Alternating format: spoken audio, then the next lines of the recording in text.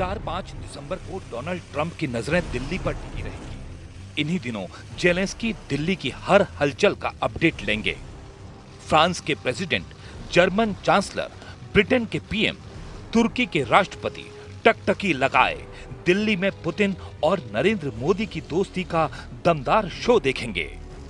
President Putin की ऐतिहासिक भारत यात्रा की गवाह पूरी दुनिया बनेगी।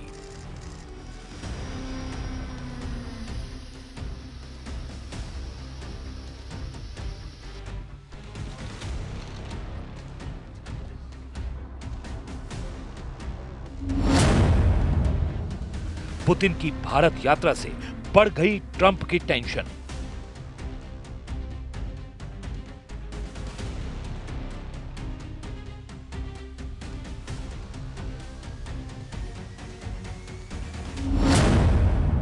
पुतिन की भारत यात्रा से नेटो में खलबली।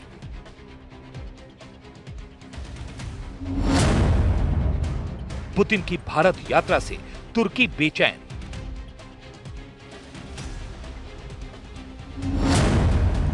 रूस बोला मोदी सबसे महान पार्टनर।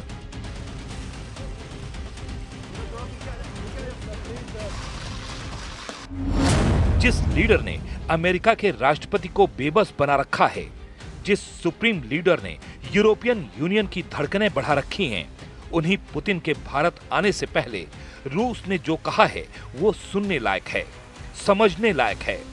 वर्ल्ड लीडर किसे कहते हैं ये जानने लायक है। We do not speak with Europeans. We don't have a dialogue, even a word. So how can you learn your counterpart's position on a terribly complicated problem when you don't speak to each other? This is the greatest problem that we have.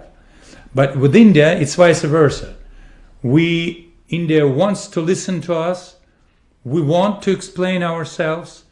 India hears us, and it's a mutual understanding. So we do appreciate. Putin Bharat ऐसे वक्त में आ रहे हैं जब दुनिया में कई मुल्कों की तकदीर नई करवट ले रही है। खासकर युद्ध में उलझी महाशक्तियां पुतिन की हर चाल का बारीकी से विश्लेषण करने में जुट गई हैं।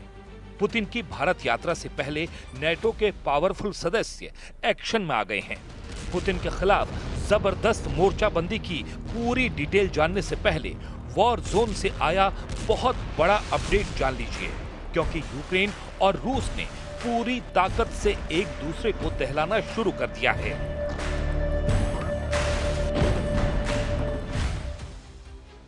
ये प्रोकोस्क नाम का शहर है। कल तक यूक्रेन का शहर था, आज से रूस का कब्जा है। लेकिन युद्ध ने प्रोकोस्क को जो बना दिया है वो बयां करना मुश्किल है। ये मरघट जैसा प्रोकोस्क कभी ऐसा दिखता था। आलीशान शहर, बहुमंजिला इमारतें, हाईटेक हाईवे, ऊंचे पुल, जहां जिंदगी आसान थी। मगर जब से प्रोकोस्क युद्ध की आग में घिरा, जलता ही रह गया, जलता ही गया। बम की बौछार से, मिसाइलों के धमाकों से, टैंकों से बरसते गोलों से, बंदूक की गोलियों से प्रोकोस्क छलनी हो गया। सालों की लंबी लड़ाई के बाद 1 दिसंबर 2025 को प्रेसिडेंट पुतिन को बताया गया कि यूक्रेन का प्रोकोस्क रूस ने जीत लिया है। पुतिन के इस दावे से जेलेंस्की चाहकर भी इनकार नहीं कर पा रहे हैं। Войска группировки «Центр» освободили город Красноармейск и продолжает уничтожение подразделений противника в Димитрове. Кроме того, часть сил группировки успешно развивает наступление в Днепропетровской области. फ्रांस ने फ्रंट फुट पर आकर यूक्रेन को सपोर्ट शुरू कर दिया है। यहाँ तक कि जेलेंस्की को राफाल के कारखाने में ले जाकर ये दिलासा दिलाया गया कि जल्द ही फाइटर जेट यूक्रेन को मिलेंगे। वहीं यूरोपीय देशों की चेतावनी के बाद ट्रंप के विशेष दूत स्टीव विटकॉफ ने पुतिन से मुलाकात की है। ट्रंप अपने बनाए प्रस्ताव पर यूक्रेन रूस में युद्ध समझौते की उम्मीद अब भी जता रहे हैं। I think the administration feels very optimistic. Obviously, you've seen, Steve, that the president's entire team, including Special Envoy Witkoff and Secretary Rubio and the Vice President and the President himself, Secretary Hegseth as well, have been working so hard on this effort, and they all really want to see this war come to an end. And so Trump के piece plan में कई बदलाव किए गए हैं, लेकिन deal का पेंच जमीन पर फंसा हुआ है, जिससे पुतिन 1 इंच भी समझौते के लिए तैयार नहीं है। रूस उन सभी इलाकों पर अपना दावा कर रहा है जहां उसका कब्जा हो चुका है। उधर यूक्रेन सिक्योरिटी गारंटी पर कोई समझौता नहीं करना चाहता। जेलेंस्की भविष्य में रूस के हमले की काट तलाशने के लिए यूरोपीय देशों के साथ कोशिश जारी रखे हुए हैं। हालांकि वॉर जोन में रूस ने रणनीति बदल दी है। रूस जमीनी लड़ाई तेज कर रहा है। रूस ने हवाई हमलों को ज्यादा धार दी है। प्रेसिडेंट पुतिन खुद फ्रंट लाइन पर पहुंचकर सेना का जोश बढ़ा रहे हैं।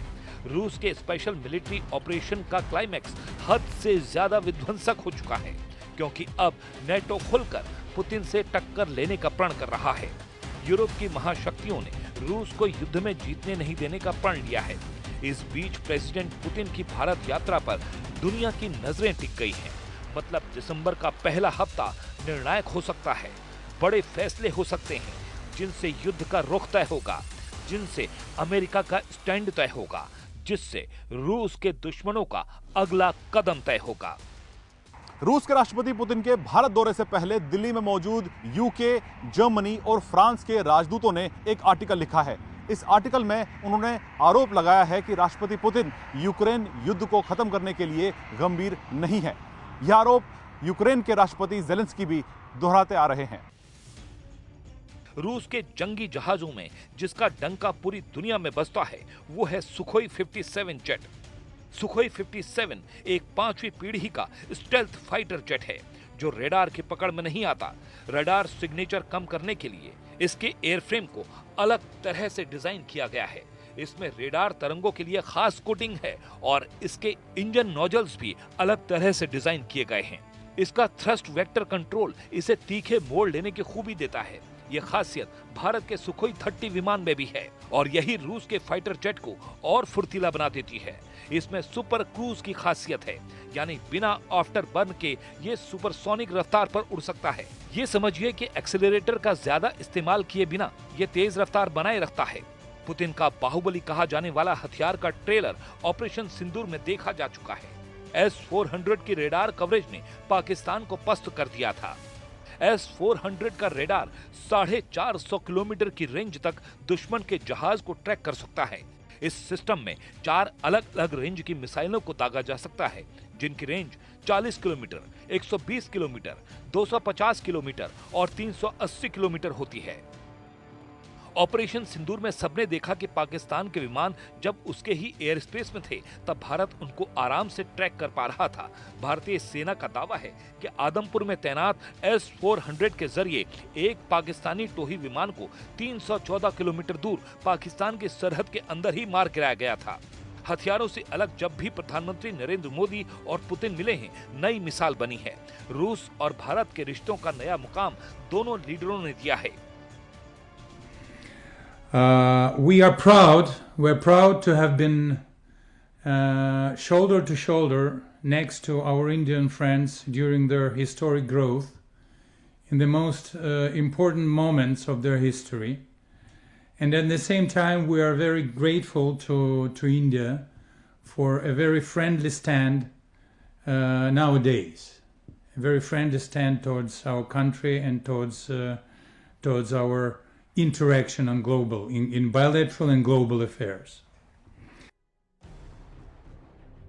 पुतिन पीएम मोदी का कितना सम्मान करते हैं, ये ब्रिक्स समिट की तस्वीरें बताती हैं। दोनों लीडर की जुगलबंदी देखने लायक थी। अब भारत रूस का 23वां सालाना शिखर सम्मेलन हो रहा है, तो पुतिन भारत के मेहमान बन रहे हैं।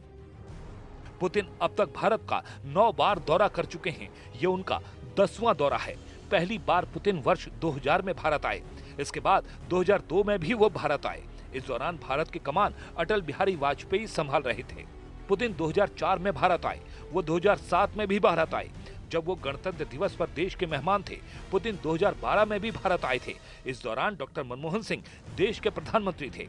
इसके 2 साल बाद पुतिन 2014 में भारत आए। 2016 में उन्होंने गोवा में ब्रिक्स समिट में हिस्सा लिया। पुतिन 2018 में भी भारत आए। इस दौरान प्रधानमंत्री मोदी से मुलाकात हुई और भारत रूस के बीच कई समझौते हुए।